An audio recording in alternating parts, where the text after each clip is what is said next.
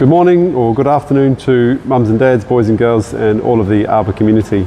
A slightly more serious message today as we gear up and prepare for the first day of school, which is Sunday the 29th for all of our new joiners, or Monday for all those existing students. If you haven't met me before, my name is Mr. Girven, Brett Girven. I'm the principal here at the Arbor School, and I want to share with you a couple of messages about those first day arrangements, particularly in the light of the information shared by the KHDA with regards to getting on site and staying safe. The regulations, I think, are optimistic, they're measured, and they give us the opportunity to bring back a lot of those things which make Arbor Arbor in the sports, the events, the enrichments, the ECAs, and of course the social aspects of school. But it does still require us to keep everybody safe to ensure that we don't lose those freedoms due to the knock-on effects that we felt last year from anybody who unfortunately fell ill with COVID or was a close contact with COVID. So we want to avoid as much as possible those challenges. So this message really is two things about arriving safely and what we need to do if we have remote learning as an option. So first of all, on Sunday when you do arrive, or on Monday, is just take the time. We would rather get everybody on site safe and well and happy than have people standing in the heat, sweating and getting stressed and anxious just because they're waiting in a queue. So please retain that 2-meter distancing whilst you're outside the school, and if you see that there's a queue, stay in the car, stay calm, and just wait until you see that queue dissipate a little.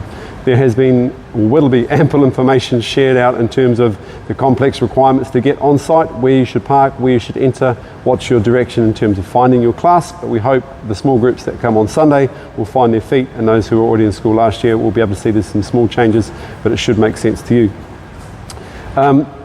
The big requirement to get on site now, the main requirement, is to provide evidence that you are either vaccinated against COVID with one of the required vaccines, or you have a 48-hour validity PCR test. So when you're arriving at school to drop off your children, as per requirements, only Foundation Stage 1, Foundation Stage 2 or Year 1 parents can enter the building, and only one parent per child can enter the building. If you are Year 2 upwards, you must drop your children at the designated drop points and they can make their way on their own. As a parent entering the site, so once you have parked and you want to enter the site to move to one of the drop-off areas, you need three things. You need, first of all, your mask, always wearing that anytime you're on site. Secondly, you need your security lanyard. If you don't have one yet, they will be issued in the first week, so please just carry some form of ID. And thirdly, now you will require your Al Hosn app. Your Al Hosn app should show green to show that you are vaccinated against COVID, or you have a 48-hour validity PCR test. If you do not have the Al Hosn app, you need to make sure that you bring a hard copy of your PCR test or a hard copy of your vaccination certificate. Either of those will be acceptable. This will be fastest. As you can imagine, this is going to cause some delays at the entrance, particularly for the first week or so whilst everyone gets used to the new systems. So please bear with us as we check those to try and keep everybody on safe. We're going to be quite strict on that at the beginning to make sure that we set a high standard for our school. We keep everybody safe, and be aware, if you do not have any of those things I've mentioned, you will not be allowed on site as a parent. That's a requirement. So be prepared for that to make sure that you are ready for day one. Remote learning is provided as an option up until October the 3rd, at which point you will only be allowed to access remote learning if you have a medical certificate from the DHA indicating you are COVID positive. Until that point, we are able to offer remote learning, but it is incredibly difficult for teachers to offer simultaneously face-to-face and remote learning. So the intention of the offering of remote learning is for those parents who are anxious about returning onto a school site.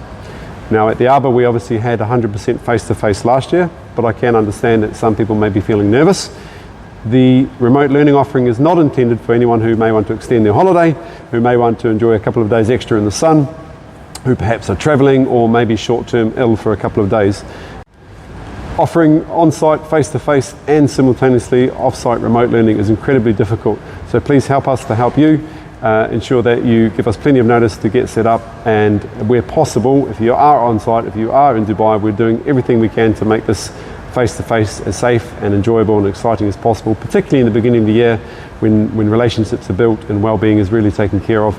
Make sure that you come on site if it's at all possible. Really looking forward to seeing you on Sunday or Monday. Can't wait to have all our new members of the community join us. Please make sure you stop and say hello to me. I'll be around the school all the time. Have a great weekend. We'll see you soon.